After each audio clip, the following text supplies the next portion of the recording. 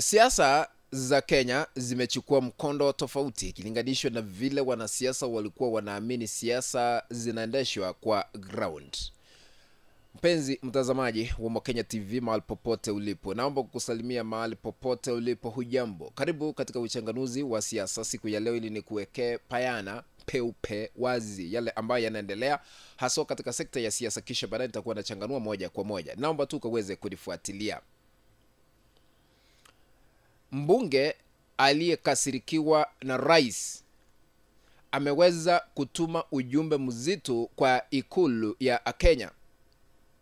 Na katika kanda hii tutakuwa tunaangazia ni mbunge yupi na ni ujumbe upi ambao ametumana kwa ikulu. Kabla niendelee, naomba kushukuru wote ambao ni subscribers na watazamaji wala ambao mnaendelea kunifuatilia kwa kunipiga jeki.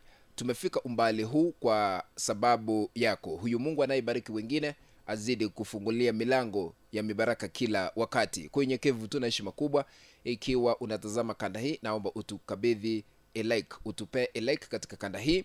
Na ikiwa hauja subscribe, maybe wewe ni mgeni, chukua sekunde moja ama mbili tatu ukaweze kusubscribe kwa kubonyeza kidude kiko hapo chini ambacho kimeandikwa subscribe, na kando yake kuna kengele. Bonyeza kengele ili kupata kada zote pindi tu tunapozungua katika mtandao huu wa Mokenya TV. Naomba pia ukaweze kusambaza hii kanda kwa grupu moja ama mbili tatu katika mtandao wa WhatsApp na hata katika mtandao ule mwingine wa Facebook, ili tuendelee kujulisha wengi zaidi.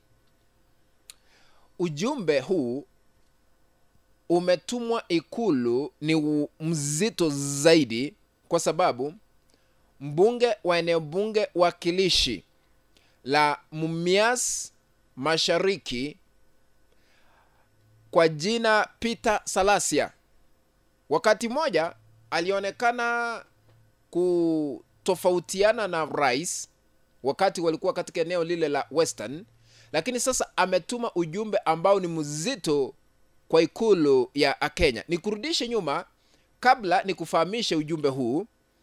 Nataka ni kuonyesha wazi vile waliweza kutofautiana na Rais William Ruto kwa mwezi mmoja uliopita.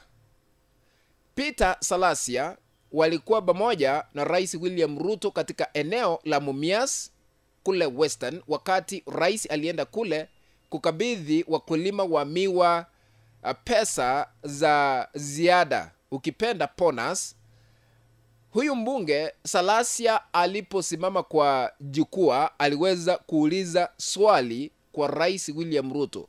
Hizi hela ambazo umeletea wakulima ni za kampuni ya Mumias ama ni za serikali ambazo umezileta kwa wakulima? Tusikize wakati huu, kisha baadaye nitakujulisha ni kipi ambacho kinaendelea. Lakini bwana rais, ukiona hata hapa hii maandalio kukata nywele nyasi imekata leo ama jana, kwa sababu investor hapo na kazi mingi sana. Lakini bwana rais, tukiwa hapa nataka tujiulize swali moja. Swali ambalo nataka tujiulize, hii pesa ambayo tunaenda kuwapatia imetoka kwa exchequer ama imetoka kwa hii kampuni yetu ya Mumias Sugar? Matamshi hayo yalionekana kutofautiana na matamshi ya rais. Rais alipokabidhiwa kipaza sauti aliweza kukosoa wale ambao wako na fitina, kuuliza ni wapi hela zimetoka. Tusikie vile rais alimjibu wakati huo mwezi mmoja uliopita. This Mumias is a profitable enterprise. Unajua kuna watu wa fitina wanafikiri ya kwamba tulienda kutafuta pesa ya serikali kuja kulipa bonus. Kwani mnaona sisi ni wazimu? Huyu mtu ambaye anasimamia hii kampuni nimempatia masharti na nilimwambia mambo ni mangapi? Hakuna hii lukumba no. Umesikiza vile waliweza kurushiana maneno kuhusiana na hela za ziada zile ambazo wakulima waliweza kukabidhiwa mwezi mmoja uliopita haswa kwa kampuni ya Mumias. Now, ni kivipi mjumbe huyu ameweza kutuma ujumbe kwa ikulu? Siku ya Jumanne ilikuwa siku ya maziko, wakati aliyekuwa mbunge katika eneo bunge wakilishi la Malava Malulu Njendi alikuwa anazikwa. Sasa ikabidi wabunge wasikabidhiwe nafasi ya kuzungumza kwa mazishi, ikabidi kiongozi wa walio wengi katika bunge la kitaifa Kimani Ichung'wah asimame na kuwatambua wabunge wote waliokuwa kwa majina, lakini bila kuongea. Sasa akawataja wote. Alipofika katika jina la Peter Salasya, ground ilibadilika. Tusikize. Mheshimiwa Timothy Toroitich, Mheshimiwa Gisairo Ernest, Mheshimiwa Dan Wanyama, Mheshimiwa Salasya Mumias East. Ani yule mweusi ya kwa nyuma. Mheshimiwa jina Salasya lilipotambuliwa na kiongozi wa walio wengi, watu walishangilia ikilinganishwa na wengine. Hata Musalia Mudavadi hakushangiliwa. Hata Moses Wetangula hakushangiliwa hivyo. Salasya aliweza kushangiliwa, Ruto akiwa na kutuma ujumbe Ikulu kwamba anapendwa kwa ground ikilinganishwa na hao wengine ambao anatembea nao. I want to put this into perspective. Kwa nini Salasya alishangiliwa kushinda viongozi wale ambao wanashikilia viti mzito serikalini? Point number 1. Salasya aliweza kushangiliwa mbele ya Rais William Ruto kwa sababu yeye ni miongoni mwa viongozi who speak nothing than the truth. Kazi yake ni kuzungumza ukweli halisi wa mambo. Akiona kosa hili analiongea, anazungumza bila kunyamaza. Kuna baadhi ya wale ambao wananyamazia na kusema tutaingia katika timu ya praise and worship hapa na pale kutuliza mawimbi, lakini yeye ni miongoni mwa viongozi wale ambao wanazungumza ukweli halisi wa mambo vile yalivyo. Ndio maana ground iliweza kumshangilia Peter Salasya na kutuma ujumbe kwamba hapa kwa ground tunaye muamini, tunaye kama mtoto wetu ambaye anazungumza ukweli ni Peter Salasya. Ni ujumbe ambao ulipokelewa Ikulu kwamba Salasya ako kwa ground na anakubalika ikilinganishwa na wale ambao wanatoka eneo lile la Western Kenya. Number 2, mbona alishangiliwa? Number 2, politics has changed completely in this Republic of Kenya.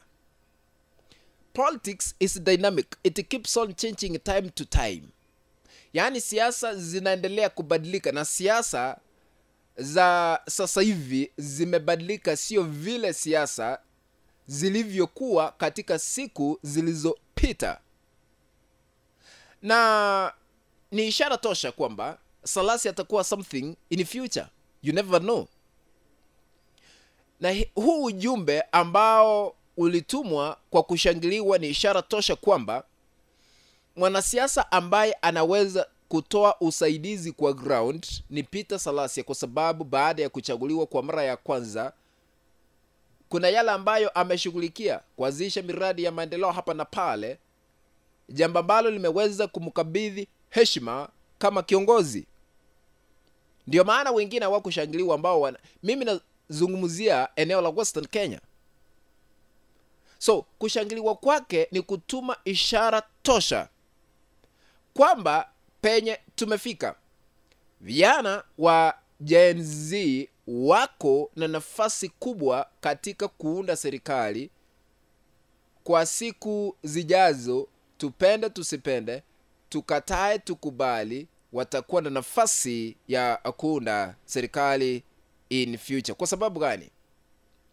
Hata wale ambao ni viongozi sasa hivi ambao wamemumunya chumvi, wakati walianzisha siasa walikuwa wachanga ama kiumri hawakuwa wakubwa, lakini sasa hivi wanakubalika hii Kenya. Na sasa Salasya kushangiliwa inamaanisha ya kwamba katika siku zijazo atakuwa something. Hivyo ndivyo siasa huwa zinabadilika kwa watu binafsi. Kwa hivyo Salasya ni mtu mwenye ako kwa ground, ako na ground na ako kwa ground kisiasa, kwa sababu yale ambaye amekuwa akizungumza na kutetea na kusema ukweli ni ya kutetea wananchi wa Kenya. What do you think? Salasia kisiasa katika eneo la mlima la Western, unaona siasa zake zikiendelea kunoga zaidi?